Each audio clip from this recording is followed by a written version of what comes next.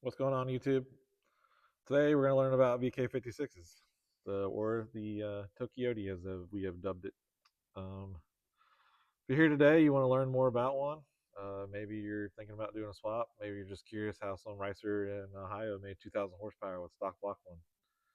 Maybe you're tired of push rods and you want to jump ship into the VK land. But either way, I'm going to try to explain as much as I can about them, show you the ins and outs, show you what we did to the motor that's in this car, maybe talk about what we're going to do for the next one. So, but anyway, I want to answer a lot of the common questions I get about it. Try to at least. Um, First one would be, and I made notes. Sorry, so I'm going to be reading notes the whole time because I can't remember all this stuff. So I'll forget a lot of things, and I don't want to do that. So, all right. So what did they come in? They came in '04 and up Nissan Titans, Armadas, and then Infinity QX56s.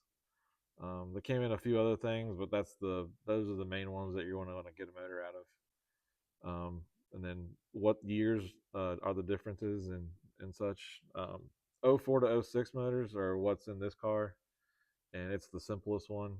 Um, in '07 they went to, or from 2007 to 2016 they uh, they went to what's called a VTC on the intake cam. It's where it's got a variable timing intake cam.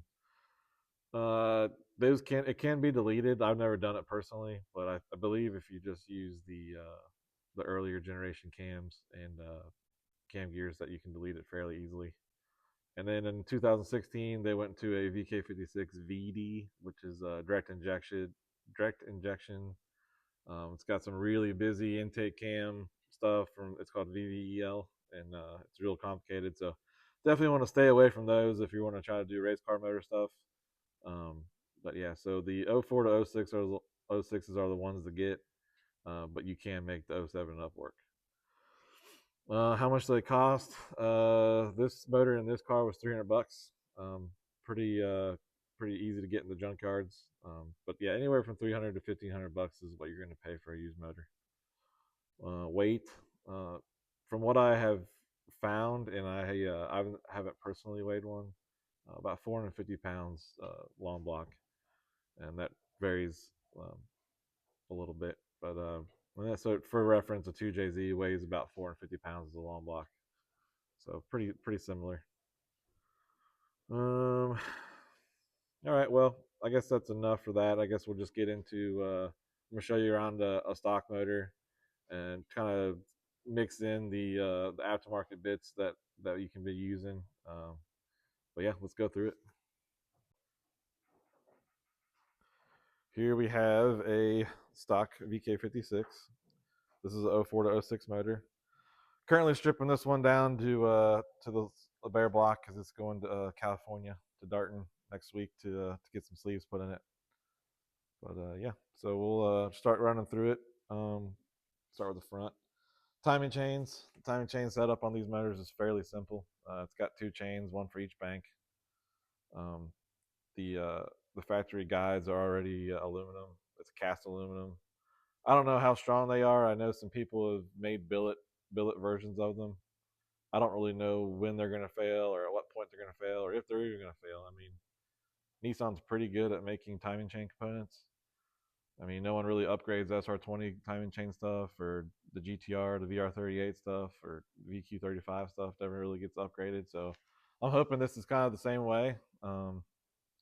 One thing we did do is the VK56 VD timing chains are actually way beefier than these, and it's just they go right in. So I ordered VD chains when I built my motor, and then use those.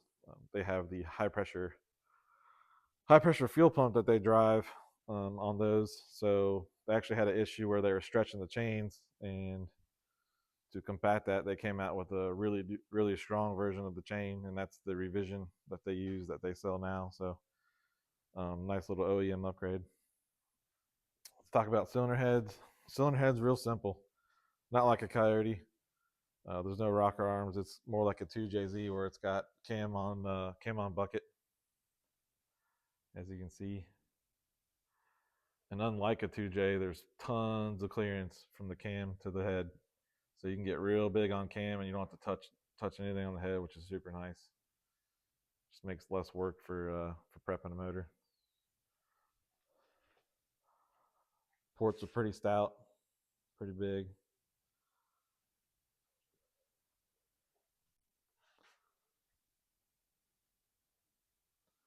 I'll flip over to a cylinder head that's off the car so you can kind of see a little bit more. Those are exhaust ports. Here's your combustion chamber.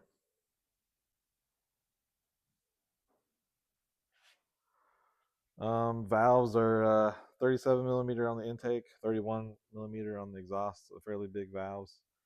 It's actually the same valves that are in a VQ35, so you can actually buy valves for a 350Z aftermarket valves, and they pop right in these heads. Same with valve springs. The valve springs are the same as the 350Z and valve seals, so makes it a little easier. As far as cams go, Kelford's pretty much the only one I know that makes aftermarket cams for these that are that are available. There's a place called Hartley that makes cams for them too, but apparently they're super hard to get a hold of. So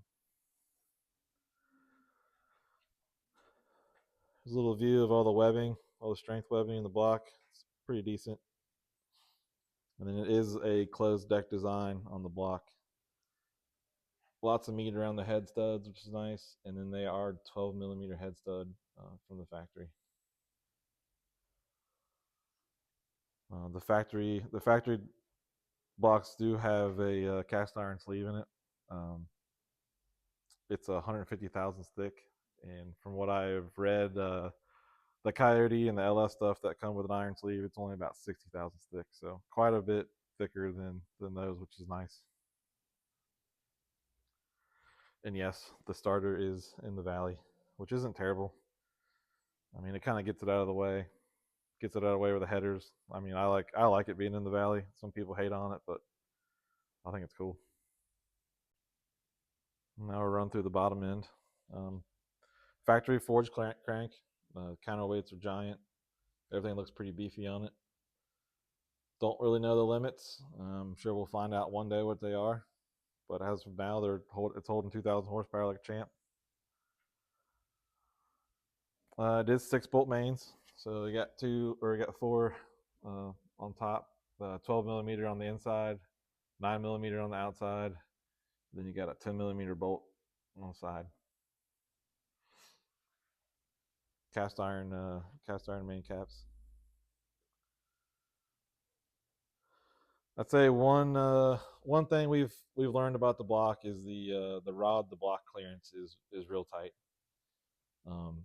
I even had to we're actually running a steel rod in this motor that's in the car now, and we even had to clearance the block to run an aftermarket steel rod. So for our V2, we are trying to get an aluminum rod in the motor.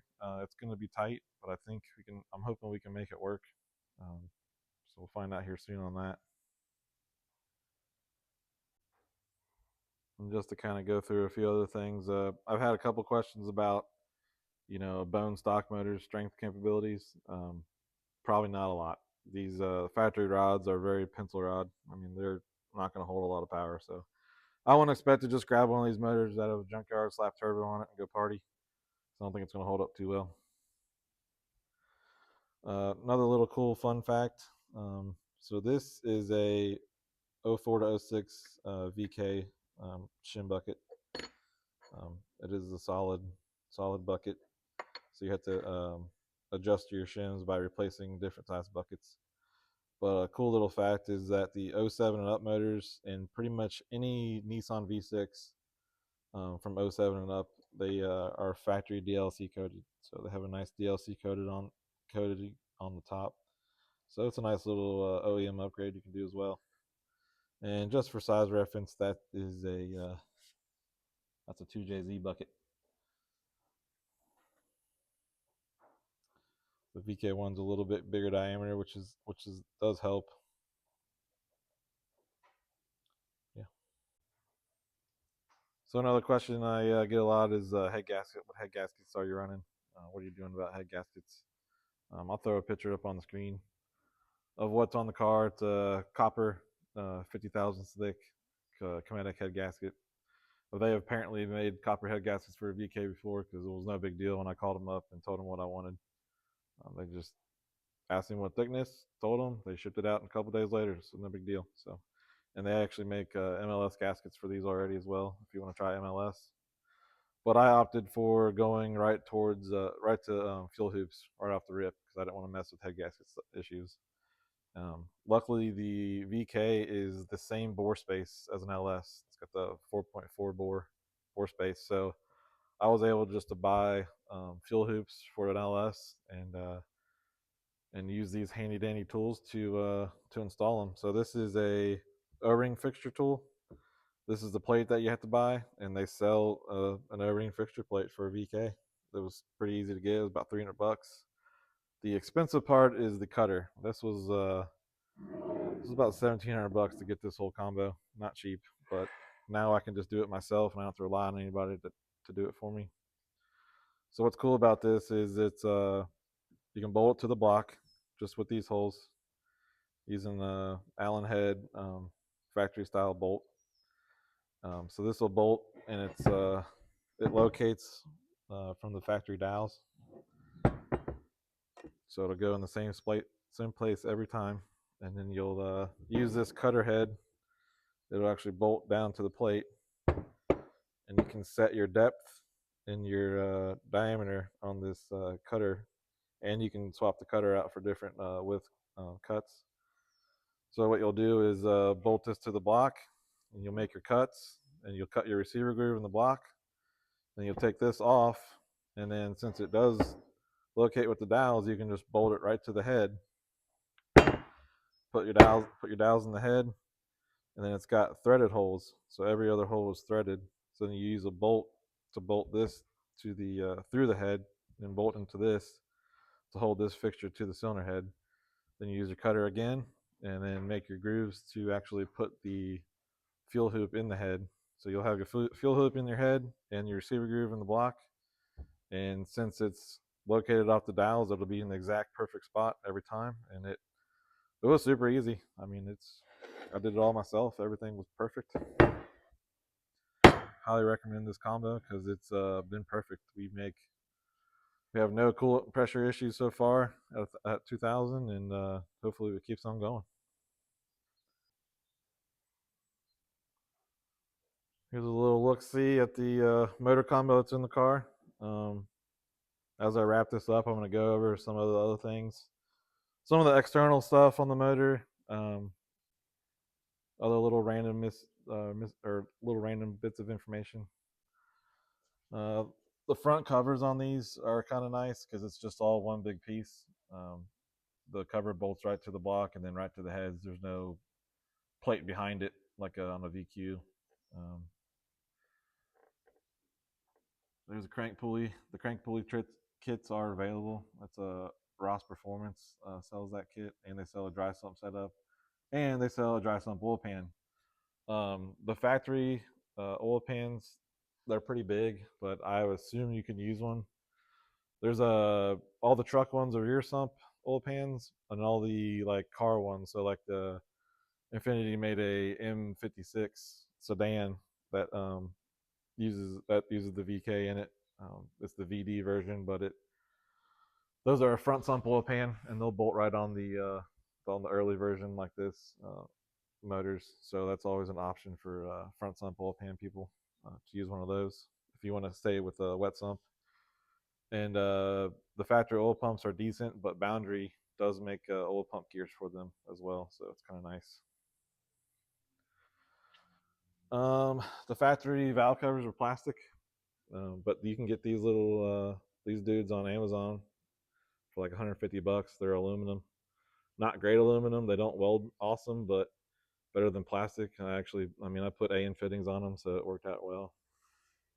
If you want to do this style coil, um, you can use this, and then you just have to get the universal Hemi style plug wire combos.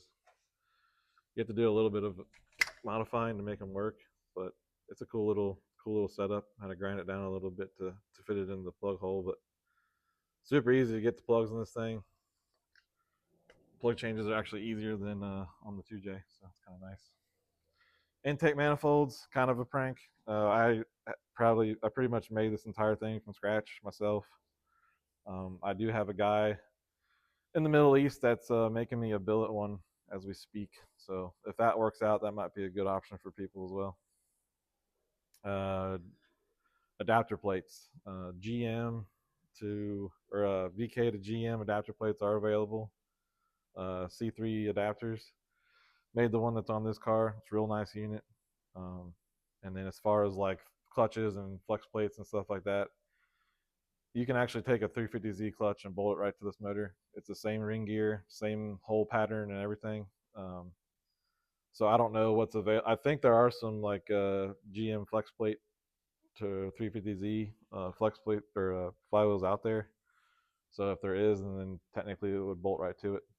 So it's kind of nice. And also, I meant to mention earlier when we were talking about head gaskets, but as far as head gasket or head studs go for this motor and main studs are available. Um, there's a company called Eric's Performance that puts the main stud kit together. As far as head studs go, nothing I could find off the shelf. But I actually took all the measurements and figured out that a LT5 GM head stud kit will work in these motors. Similar length, same thread pitch. I had to actually had to drill out two of the threads that are in the block to make it the head stud sink low enough to clamp the head right. So it was a little bit. It's not quite just a throw it in and go, but it was a good option. And they have a 625 option in those head studs, so which is kind of nice. Some other useless information. It's a 98 millimeter bore, 92 millimeter stroke. It's got a 1.68 rod ratio, same as an LS motor. But yeah, I know we're. I'm sure I'm missing a lot of things. If you have any more questions, drop them in the comments so we can. I'll get as much as answers as I can, just to discuss what our future plans are. Like I said, I'm sending that other block out to California next week. My sleeves are finally finished at Darton, so they're going to knock those out for me. I'm going to attempt to get an aluminum rod in that short block, and if I get it all done, I'm just going to let it sit, and then we're going to push this stock block as far as we can. Maybe it won't even fail. I don't know. So maybe that thing will just sit on the shelf for a long time, hopefully. So, but it'll be nice to have a backup if we need it. But the so far we've gone 3 outings on this motor, and it's been an absolute trooper every time. Makes about 1 pound of crankcase pressure. We have zero rise in coolant pressure going on the track. Um, we are not even pushing this thing hard at all. On the dyno, it made 44 pounds to make 1966, and so far the highest it's ever seen at the track is about 37, and we went 200 mile an hour on 37 pounds. So a lot left in the tank, a lot left in the tune-up.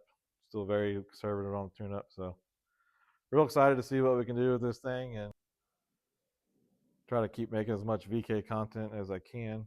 Um, but yeah, so if you guys, like I said, if you guys have any more comment or questions, drop them in the comments and I'll answer them. Thanks, guys.